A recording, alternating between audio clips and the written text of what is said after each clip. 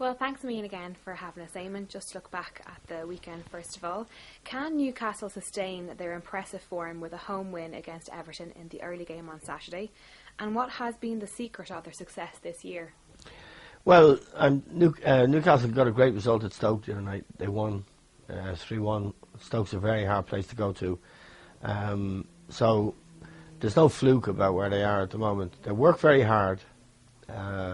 And he's sort of had to sell star players, but what he's replaced them with are workers, and they're working really hard. Everton are also a hard-working team, so I wouldn't have a bet on that, and I wouldn't say Newcastle are a good thing to win it. But they have done really well. To be third in the table now, just a point behind Manchester United, is amazing, considering that they weren't able to buy really in the summer. I think they will, find their right level, and it will be somewhere around 8th or 9th in the table. But given what has happened there, all the troubles they've had with their owner and everything else, that's a really commendable performance. And the manager, Alan Pardew's done really well. They had to sell a lot of players, and they weren't able to buy much. So what they've done at the moment is absolutely amazing.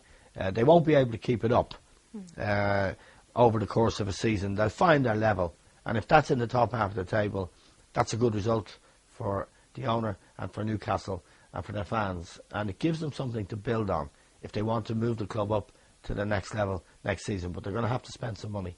Yeah. And Steve Bruce is second favourite at 7-2 to be the next manager sacked. Is he under serious pressure, or will the Black Cats stay loyal to him? I think he's under pressure, Steve Bruce. They spent a lot of money in the summer. They also let one or two very good players go, strikers, Darren Bent, in very strange circumstances, and a fellow called Jan, who was Ghanaian, who they bought last year for, I think, 14 million, and he's gone out on loan. It's very difficult to understand what was going on at the club. They have had an abysmal season, and whenever I've seen them, and I've seen them 2 or 3 times, they haven't really appeared to be putting it all in. Niall Quinn has been removed as chairman of the club. The owner is now the chairman. So I would say definitely Steve Bruce is in the at-risk category if the results don't turn up, and they have to go to Old Trafford this week, which is bad news for them. Yeah. And Manchester City have scored 36 goals in just 10 games. Should they be back to score more than 3 away to QPR, or is 10-1 about a home win just too big to ignore? I wouldn't back QPR to beat Manchester City at any price. I don't think they will. I wouldn't say that City will necessarily get 3. I think the way Mancini thinks, they have scored a lot of goals, and they have got an awful lot of really good attacking players. But the Italian mentality is a win is a win. So it could be closer than 3 goals. And that form of handicap betting, I wouldn't recommend to anybody. Okay. And the London Derby between Fulham and Tottenham. Spurs have won 6 of their last 7 games. Is 13-10 on them continuing the run of price? That would be worth an investment, or? At the price, it's a London Derby.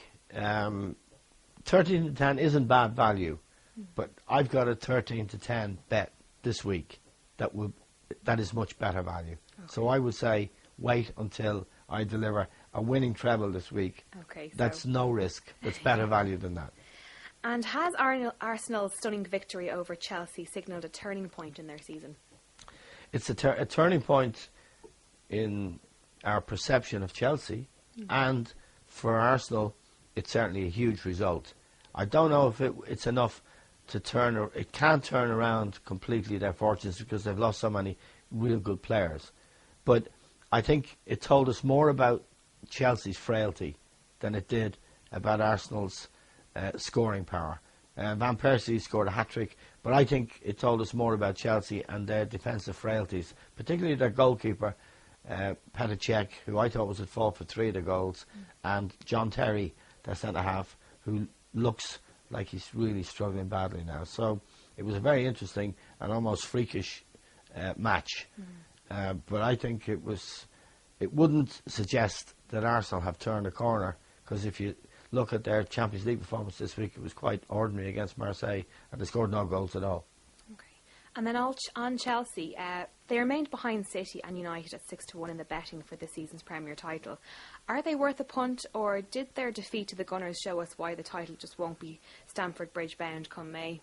There's no chance of Chelsea winning the title now. I think people had some hope that this coach might turn things round, but what they really need, Chelsea, is time, and they need some new players. They need a number of new players. They're playing more attractive football now, but they're leaking goals badly at the back. And I think this young manager has a real problem, because Abramovich wants success. He wants it quick. He has a record for being impatient. And I think what Chelsea need is to build a squad and take a 2 or 3 year view of their future, because nothing is going to happen that's good for them quickly. Things might get worse for Chelsea before they get better. Okay. And then on United, they aren't looking as convincing right now either as they were in their free-scoring start to the campaign. Why do you think that is? Well, they have... Alex Ferguson's made some strange team selections. Against Liverpool away, he left Hernandez and Rooney on the bench and Nani. Against Manchester City at home, he preferred Johnny Evans to Phil Jones, which was a mistake. He preferred Welbeck to Hernandez, which was a mistake. So he's made some odd team selections, and they've been very costly. He needs Vidic in his team, and he's been injured or suspended, or on one occasion against Manchester City just left out for disciplinary reasons. So I expect Manchester United to continue to be a threat to Manchester City. I think one other reason, excuse me, one other factor in that equation about the goal scoring is that Wayne Rooney has been forced to play deeper and deeper in midfield because they don't have a quality midfield player, and they've taken him away from the scoring job and more into the creating job. So that would also explain the goals drying up. Okay. And then if punters were to look for some value from United's game against Sunderland at Old Trafford this weekend, would a home win by a 1-goal margin at 10-3 represent a decent bet, given that all Sunderland's defeats this season against Arsenal, Norwich, Chelsea and Newcastle have been by just the odd goal?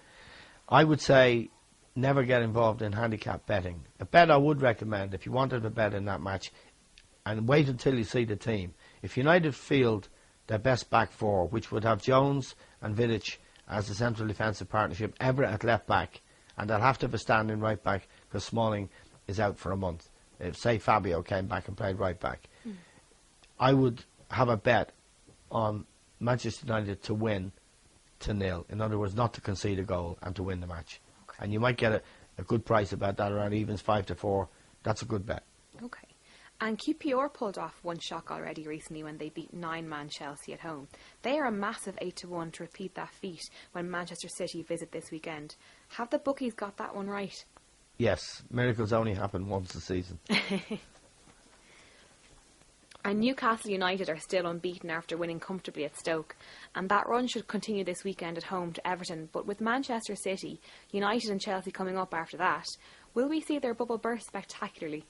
It will burst, and I wouldn't agree with the proposition that they're a good thing to beat Everton. I think Everton are very dogged and tough opponents, and away from home, I'd say that's a nailed-on draw in my book. I think that match will end as a draw. Okay, and then once again, what's your 3 biggest bankers of the weekend? My 3 biggest bankers this weekend, which will pay about 13-10, 11-8, thereabouts. I think Arsenal will beat West Brom. I think Liverpool will beat Swansea. And I think Manchester United will beat Sunderland. And unbelievably, that's odds against. And that's a very good bet.